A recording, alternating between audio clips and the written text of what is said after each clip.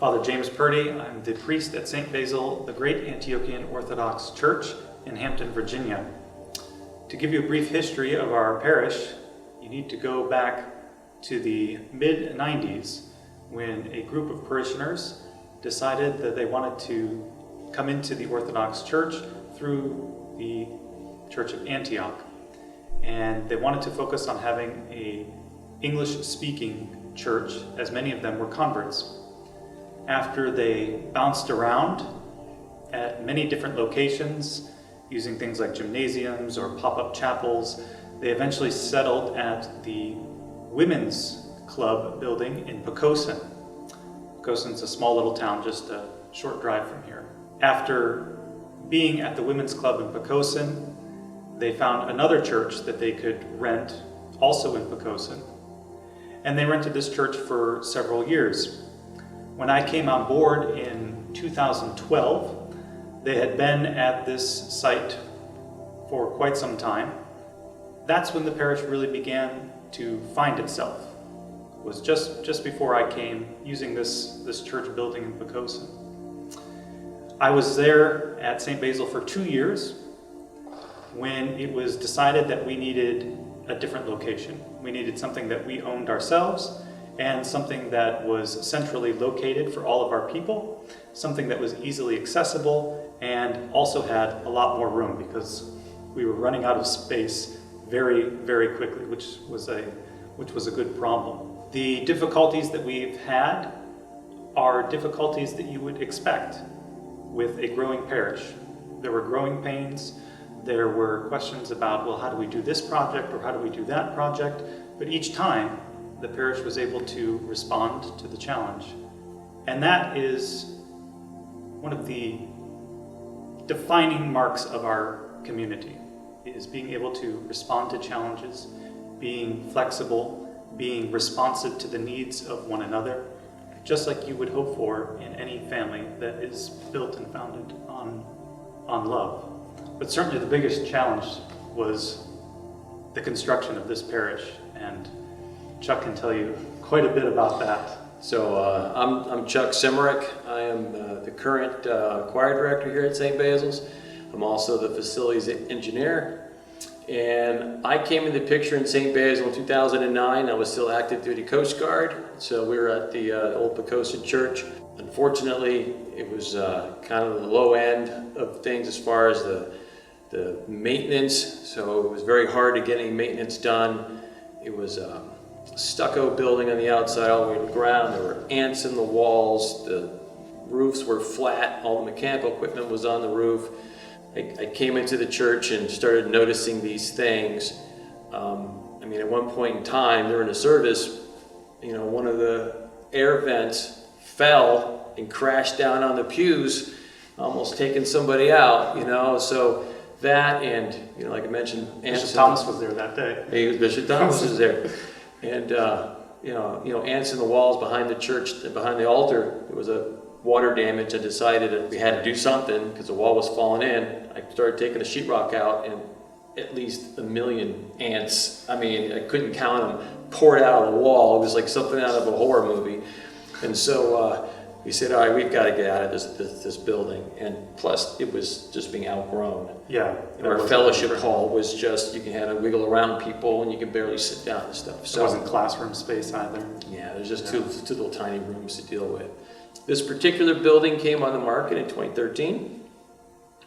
And it used to be a daycare facility.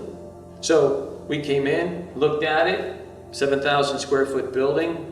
This is what we call a butler style. In other words, there's steel columns and then there's steel beams that come up. So basically you can tear out everything on the inside and still have a shell.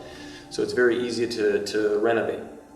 And so I got excited, and I'm running around drawing up everything. I think probably within a month, I had a decent plan for laying it out, presented it, and got everybody excited. Well, we went to go and try to make an offer, and it turns out they took it off the market. So we're like, oh. So we had to rethink our plans, and we went out again and tried to find another option, other buildings. We found a few former churches and things like that. About a year after our initial look at this building, lo and behold, it comes on the market again.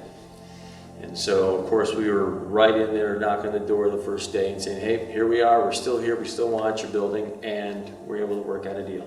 Mm-hmm. So construction started on July 7th, 2014. Basically, everything that you see here is brand new. We've built everything. We terminated our lease with the other building and just took over here, and so we had to do the work and hold services at the same time. So we had that added extra challenge of Cleaning up, setting getting up. everything, cleaning it all out of the way, pushing it out of the way. We'd have the tools, everything sitting in a corner, we'd rope it off to keep the kids away from it. But we made it work. Yeah. We made it work. And by 2018, it was about the middle of 2018, I think, we finally called the project done. One of our parishioners, Jeff Edens, he's an iconographer. So when my phase ended with the construction, his phase picked up. And there was some overlap. So we built the dome that you see there. He did this one first though, and you can't see it in the video, but there's a mini dome that he actually did all himself up here in the center. But I asked Jeff to do the design for the iconostas, and you can see it's very beautiful. And that's it. So our next phase is going to be to expand. This is, we place the altar where it belongs, facing east. Mm-hmm. Okay, so really the building extends that way in the long direction. We went perpendicular, so we can have an east-west orientation. So we have to go out on that side of the building, put a narthex for our entry. Currently we zip up in the front side there, so that's the next big project, I think, is to do that. We've got full parish. We've got a beautiful fellowship hall, 3 times the size of the old one we had at Bocosa. Yeah. We've got 4 big classrooms. There's an office, there's a kitchen. Multi-purpose conference room. We have a library. Mm-hmm. Iconographer studio. It sits on a little over 1.5 acres. So plenty of property in the back.